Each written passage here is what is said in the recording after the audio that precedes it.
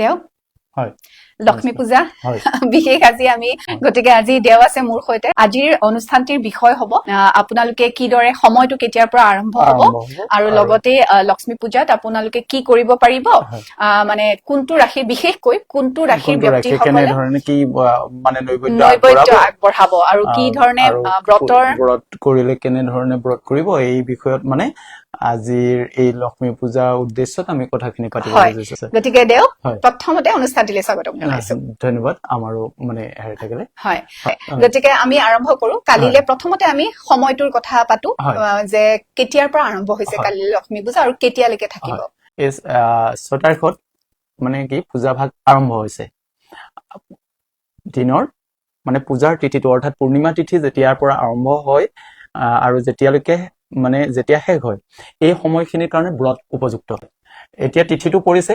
অহাকালি দিনৰ 12:30 বজাৰ পৰা 12:37 পৰা দেখুৱাইছে গতিকে 12:30 বজাৰ পৰা বুলি আমি পোনপটীয়া কথাটো ক'ব পাৰো আৰু নেক্সট ডে 7 তাৰিখৰ ৰাতিপুৱা মানে 9:30 বজালৈ প্ৰায় 10 বজালৈ কিছুমান পঞ্জিকাই দেখুৱাইছে গতিকে 9:30 বজাৰ ভিতৰত মানে আমি মোটামুটি এটা সময় মানে হেৰি কৰিছো কবাৰ মিনিটৰ ইফাল ইফাল দুই এখনত আছে গতিকে অহাকালি দুপৰীয়া 12:30 বজাৰ পৰা দ্বিতীয় দিনা ৰাতিপুৱা 9:30 বজালৈ মানে পূৰ্ণিমা তিথিটো থাকিব ব্ৰত কৰা সকলে এই তিথিটো গোটেই পালিব লাগিব মানে আৰম্ভণিৰ পৰা শেষলৈকে তাৰ আগৰখিনি ব্ৰত থাকিব নালাগে আৰু ৰাতিপুৱালৈ সেই 9:30 বজাৰ পিছতহে ব্ৰতটো তেওঁ সামৰিব পাৰিব আগৰখিনি ব্ৰত থাকিব নালাগে মানে তেওঁলোকৰ ব্ৰতটো কেতিয়াৰ পৰা আৰম্ভ হ'ব ব্ৰতটো আৰম্ভ হ'ব ঠিক সেই মানে 12:37 পৰা আৰম্ভ হ'ব যিবিলাকে ব্ৰত কৰিব মানে পূৰ্ণিমাৰ ব্ৰত বা এই লক্ষ্মী পূজাৰ পূৰ্ণিমাৰ ব্ৰত কৰিব এইটো লক্ষ্মী পূৰ্ণিমা বুলিও কয় আৰু এইটোক মানে আগমুহূৰ্তত এটা প্ৰশ্ন ইয়াৰ লগতে সংযোজন এইটোক কোজাগৰি লক্ষ্মী পূজা বুলি কয় এইটো দেৱালীৰ লগৰটোক মানে দেৱালীৰ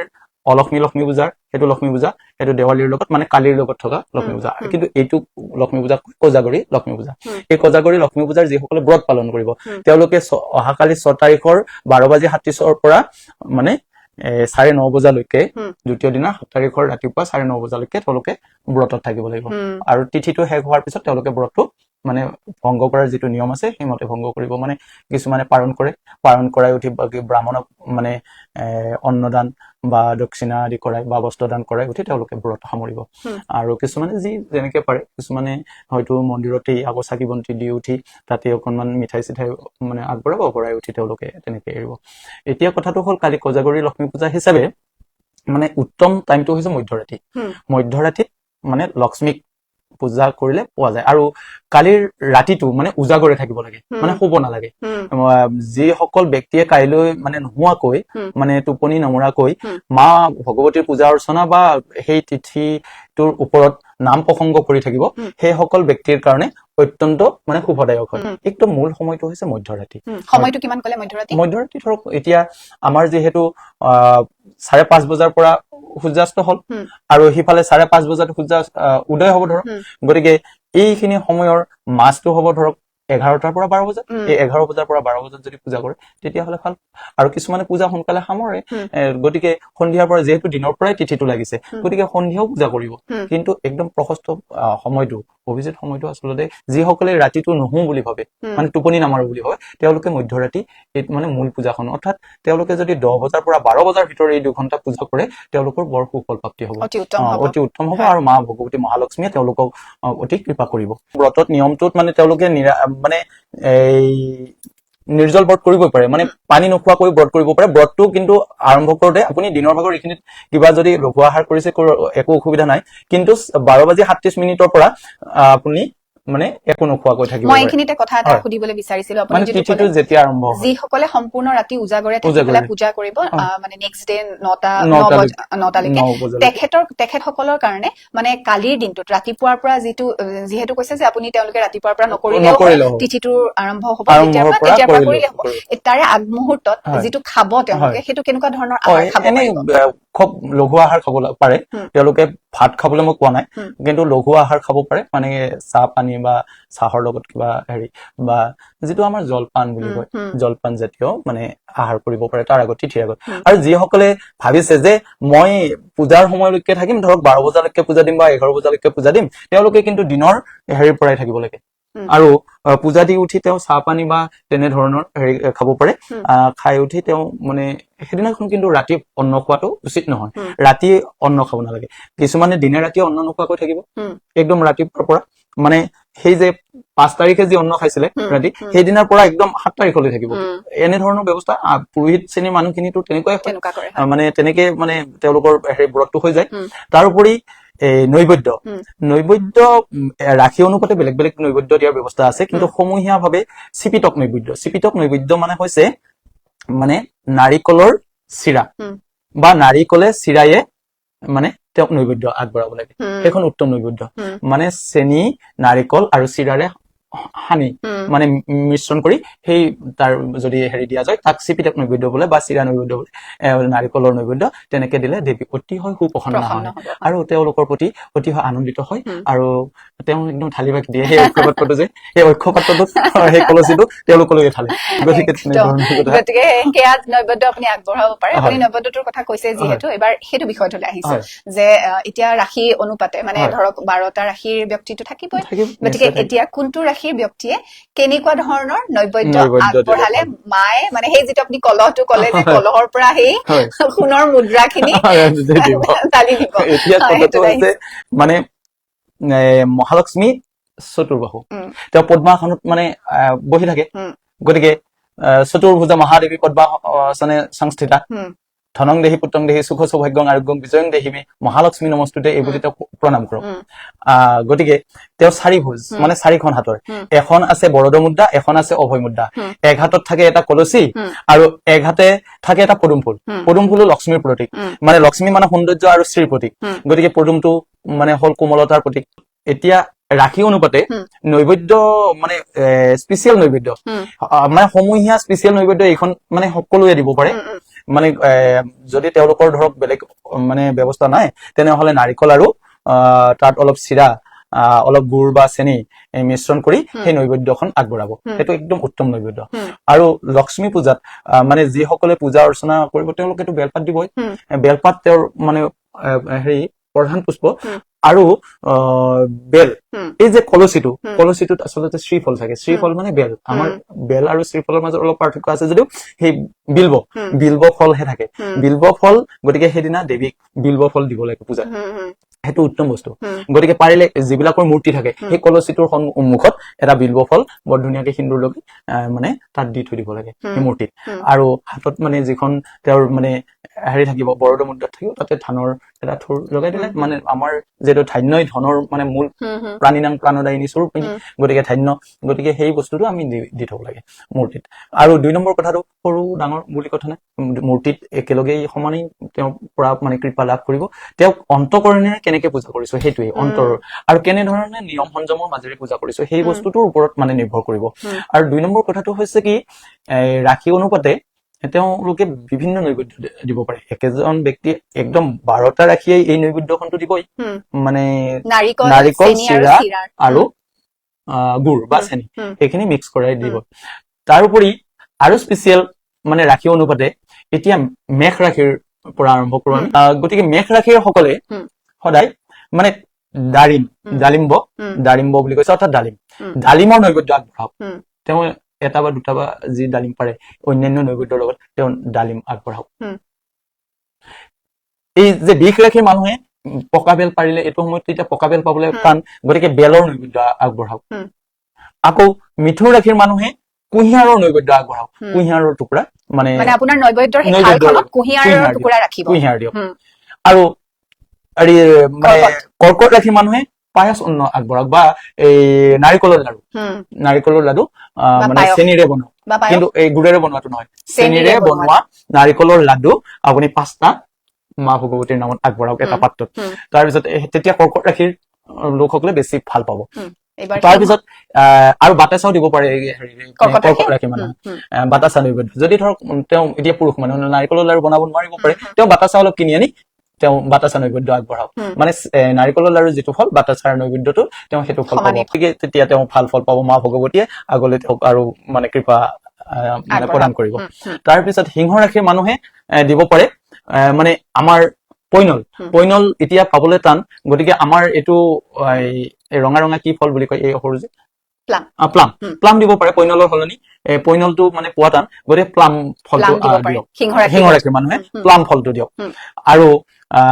মৌচুমীটো দিব পাৰে কন্যা ৰাশিয়ে মৌচুমী দিব পাৰে সিংহৰাশিও পাৰে কিন্তু সিংহৰাশি আৰু কন্যা ৰাশি দুটাই মৌচুমী দিব পাৰে তাৰপিছত তুলা ৰাশিৰ কাৰণে আকৌ বেল আৰু কুঁহিয়াৰ দিব পাৰে বেল আৰু কুঁহিয়াৰৰ হেৰি দিব পাৰে বৃষ ৰাশি অকল কিন্তু বেল দিব লাগে কিন্তু তুলা ৰাশি মানে বেল আৰু কুঁহিয়াৰ দুটাই দিব পাৰে তাৰপিছত বৃশ্চিক ৰাশিৰ মানুহৰ কাৰণে তেওঁলোকেও কিন্তু ডালিমৰ নৈবেদ্যটো দিয়াটো ভাল ডালিমৰ নৈবেদ্য বা তেওঁলোকে আপেলো দিব পাৰে আপেলটো ধনুৰাশি মানুহেও দিব পাৰে ধনুৰাশিৰ সকলেও দিব পাৰে তাৰ উপৰি নাচপতিৰ হেৰিটো আৰু কলা জামু মানে এতিয়া কলা জামুটো পাবলৈ নাই গতিকে যদি তেনেকুৱা মানে জামজাতীয় ফল যদি পায় তেনেহলে মকৰ ৰাশি আৰু কুম্ভ ৰাশি দিব লাগে মকৰ ৰাশি আৰু কুম্ভ ৰাশি দিব ধনুৰাশিত জাম আৰু কি কলে নাচপতি জাম জাতীয় আৰু নাচপতি বা হেলুক মানে এই হেলুৱৈ গছৰ পৰা মানে এই মকুৱা গছৰ গুৰিত যিটো হয় হেলুকটো দেৱী ভগৱতীৰ বিৰাট প্ৰিয় হেলুকটো দিব পাৰিলে হেলুক নৈবেদ্য যদি কুম্ভ ৰাশিৰ মানুহে দিয়ে নহয় তেওঁ মই কব পাৰো তেওঁ মানে সপ্তাহৰ ভিতৰত যদি তেওঁ পাবলগীয়া ধন আছে এসপ্তাহৰ ভিতৰত পাব মই আজি কলো আপোনালোকক কুম্ভ ৰাশিৰ মানুহৰ সেইখিনি কাৰণে কলো আপোনালোকে পাই যদি হেলুক নৈবেদ্য মালৈ আগবঢ়াওক অন্তত 3টা হেলুক আপোনালোকে অকমান হেৰি চেনিৰে সৈতে বৰ ধুনীয়াকে বাকলিটো পৰিষ্কাৰ কৰি দি দিয়ক নৈবেদ্যত আৰু আপুনি মানে পাবলগীয়া ধনটো এসপ্তাহৰ ভিতৰত পাব এইটো কুম্ভ ৰাশিৰ কাৰণে মকৰ ৰাশিও কৰিব হেলুকৰ নৈবেদ্যটো মা ভগৱতীৰ কাৰণে অতি প্ৰিয় গতিকে সেইটো দিব হেলুকৰ সলনি কিছুমানে শিঙৰি দিয়ে শিঙৰিটো কিন্তু ইয়াত মানে ইমান হেৰি নহয় হেলুকটোহে হেৰি মানে মকুৱাৰ গছৰ গুৰিৰটো পাবলে সহজ নে গুৱাহাটীত পায় কিন্তু আমাৰ গাঁৱতো মানে পুখুৰীবিলাকত পায় আগতীয়াকে বিচাৰিব লাগিব বা গুৱাহাটীত বা মংগলদৈ টাউনত আজিকালি হেলুক মানে বিক্ৰী কৰে গতিকে তাত বিচাৰিলে নিশ্চয় কুম্ভ ৰাশিৰ ব্যক্তিসকলৰ কুম্ভ ৰাশিৰ কাৰণে একদম নাম্বাৰ 1 মকৰ ৰাশিৰ সকলেও পাৰিব মানে যাৰ মানে 2টা ৰাশিৰ অধিপতি শনি সেই হিচাপে মকৰ ৰাশিৰ কাৰণে হেলুকটো মানে অতি প্ৰিয় কিন্তু কুম্ভ ৰাশিয়ে মই কুম্ভ ৰাশিটোৰ কাৰণে বিশেষভাৱে কৈছো যে তেওঁলোকে এসপ্তাহৰ ভিতৰত পাবলগীয়া ধন পাব ইমান কথা আছে মা ভগৱতীৰ আৰু হয় নহয় পৰীক্ষা কৰক অহা সপ্তাহটোৰ পিছত মোক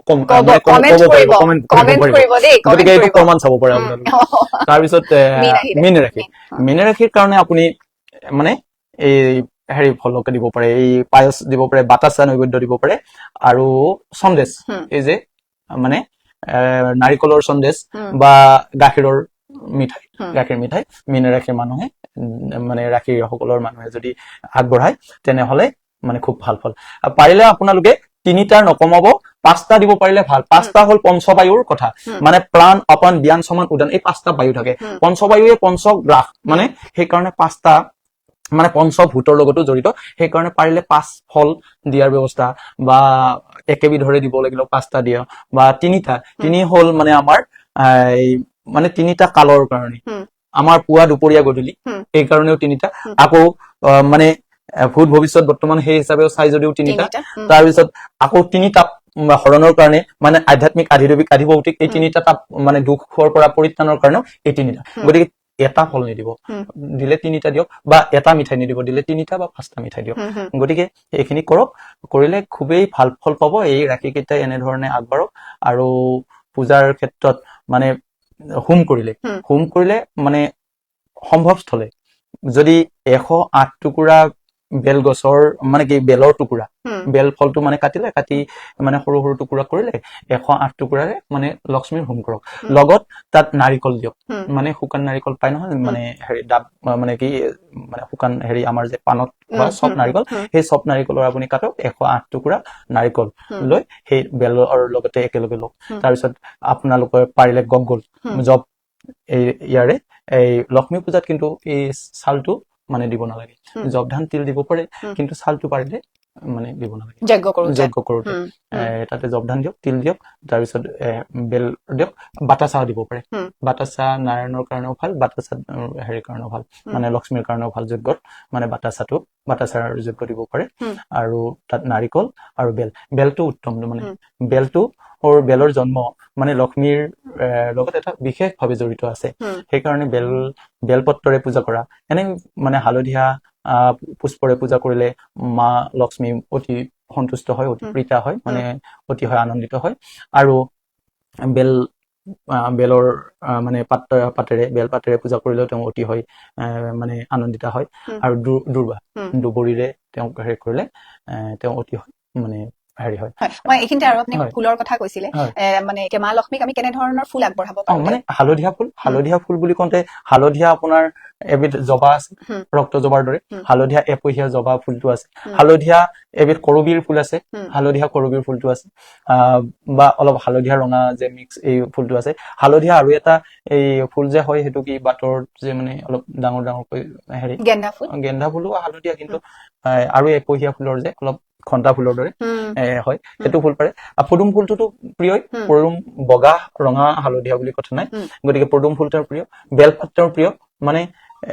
বেলেগ ফুল নাপালেও তেওঁক বেলপাতেৰে আৰু দুবৰিৰে পূজা কৰিলে খুব আনন্দিত হয়। সেইকাৰণে বেলপাত দিবই লাগে তেওঁৰ ওচৰত। আৰু সাধাৰণতে তেওঁৰ কাৰণে এই পীতচন্দন পালে ভাল। হালধীয়া চন্দনটো ইমান সম্ভৱ নহয়,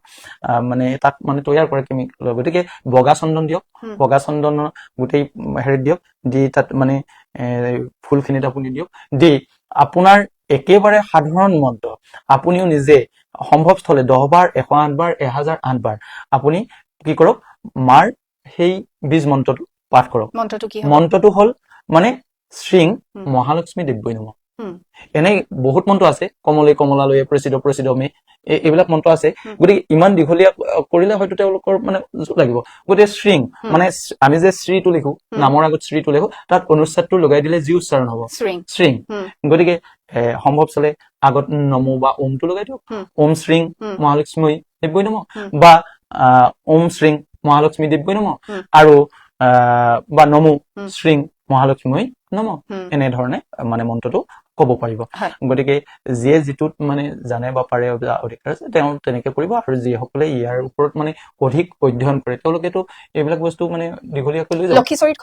লক্ষীচৰিতখন পঢ়াটোতো উত্তমেই। সেইদিনাখন লক্ষ্মীৰ চৰিত, লক্ষ্মীৰ জন্ম কাহিনী, এইবিলাক কথা পঢ়িব লাগে। সেইমতে তেওঁলোকে যদি কালি সম্ভৱ চলে যিখিনি হয় তেওঁলোকে দিব। আৰু যিখিনিৰ ধৰক মানে এনেকুৱা বস্তু ফল মূল আনিবলৈ উপায় নাই, মানে থাকে এতিয়া সাধাৰণ মানুহ, বা তেওঁলোকে চাকি যি মানে সামৰ্থ্য অনুযায়ী তেনেকে চাকি জ্বলাব তেওঁলোকৰ থাপনাত বা মন্দিৰত। আৰু যিসকলে পূজা কৰিব বিশেষভাৱে তেওঁলোকেতো আৰু যথেষ্ট বস্তু আনিব। গতিকে পূজা কৰোতে বহুতে হয়তো এই যে নাৰিকল আৰু চিৰাৰ হেৰিটো চিপিতক নৈবেদ্য যে দিব লাগে বহুতে হয়তো গম নাপায়, মানে তেওঁলোকে পূজাৰ বা হোমৰ সকলো সম্ভাৰ আনে। বা আজিকালি অকনমান জনা হৈছে, আগত মই পূজা কৰিবলৈ যাওঁতেও মানে সুধিছিলে যে বেলৰ যে টুকুৰাৰে হোম কৰাটো মই আজিহে দেখিলো, আগতো কৰা নাছিল এইবুলিও কয়। তেতিয়া মই কৈছিলো যে এইটো এটা মহালক্ষ্মীৰ লগত এটা বিশেষ সম্পৰ্ক আছে, গতিকে বেলৰ ফলৰ আহুতি তেওঁ খুব প্ৰিয়, গতিকে এইটো দিব লাগে এনেকে। আৰু গগল মানে ধূনা এবিধ, মানে সেই ধূনাটোৰেও কৰা যায়। তাৰপিছত কৰ্পূৰ মিশ্ৰিত কৰে। আৰু কৰ্পূৰ যিসকলে কৰ্পূৰ জ্বলাব পাৰে, কৰ্পূৰৰ মানে এটা সুগন্ধি স্মেল এটা দি থাকিব লাগে মহালক্ষ্মীক। সেইদিনা ৰাতিটো যদি আজিকালি ওলাইছে বিভিন্ন কৰ্পূৰ স্মেলটো মানে বিদ্যুতিক হেৰিত লগাই থলে তাৰ স্মেল এটা বৰ ধুনীয়াকে ঘৰখনত উদ্ভাসিত হৈ আহে বতাহ। গতিকে সেই চিষ্টেমটো কৰি ৰাখিব পাৰে। যাৰ সেইটো নাই অকনমান কৰ্পূৰ জ্বলাই থাকিব পাৰে মাজে সময়ে, বা সেই ধূনাটোৰ লগতে অলপ